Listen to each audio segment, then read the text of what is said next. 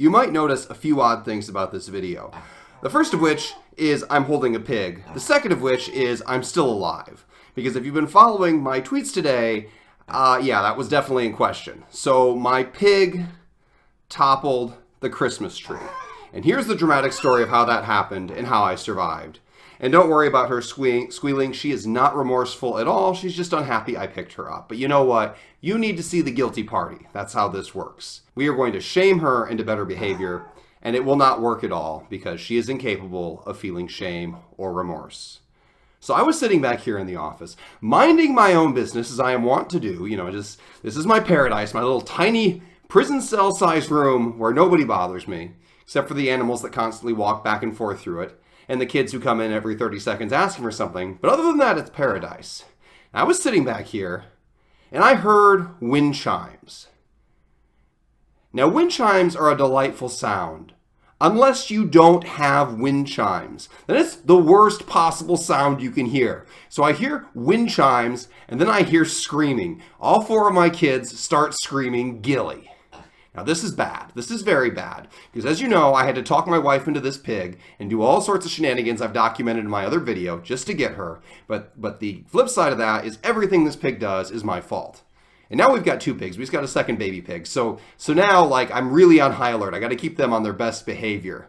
And I go out there, and it turns out this pig has toppled the Christmas tree. Not only did she topple it, she toppled it into a low-hanging chandelier. Like we've got a bunch of these light fixtures with hanging crystals on them, and the tree fell and hit that. Hence the wind chime sound.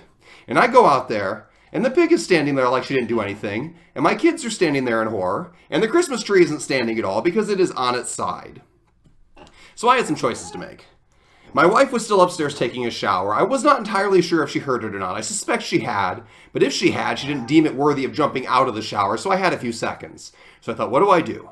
Do I take a picture of the pig and the tree together and go down in a blaze of glory on the internet and then my wife murders me? Do I shoo the pig away and clean up, or do I do something in between? So I decided to first shoo away the pig. Since she has a memory of about 10 seconds, actually, she can remember things forever. Just not if she does things wrong. If she does things wrong, she instantly forgets. She's very good at forgiving herself. So the first thing I did was I shooed her back in here and trapped her in my office. Because this is paradise for me, but it's hell for her. Because she wants to be out there roaming, looking for the food that my kids drop.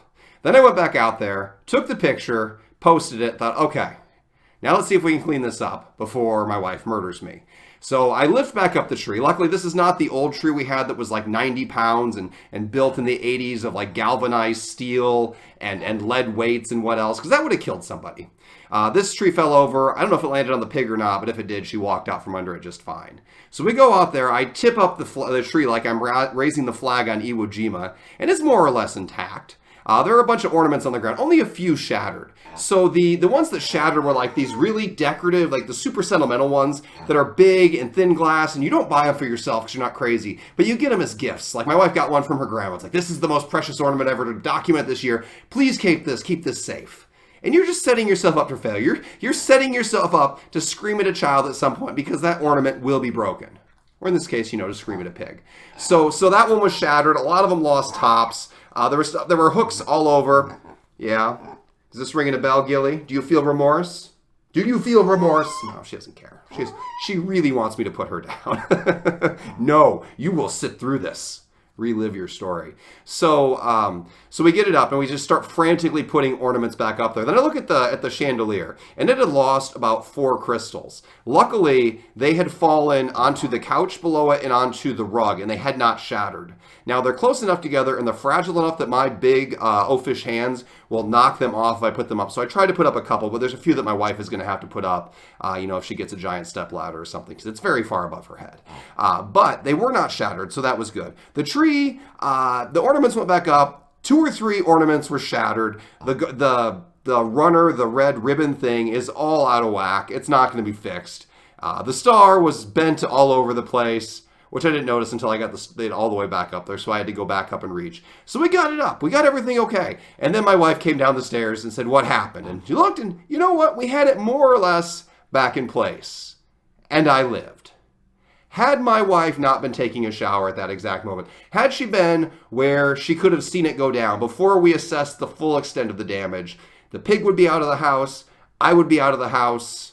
The baby pig would probably still be okay because she's adorable, but I would definitely be gone. So I definitely lucked out there. But I would have been even luckier if my pig didn't knock down the tree in the first place. Afterwards, my oldest daughter, Betsy, said, well, you know, I saw her pulling on the lights. Like, why didn't you stop her? But, you know, why would you think to stop a pig pulling on an electric wire that lights up? What bad could possibly happen?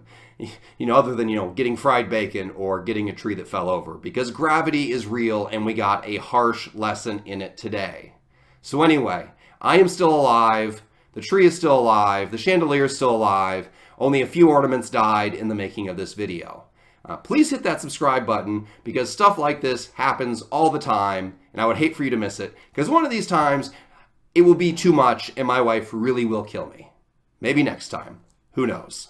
All right, Gilly, I'll let you down now.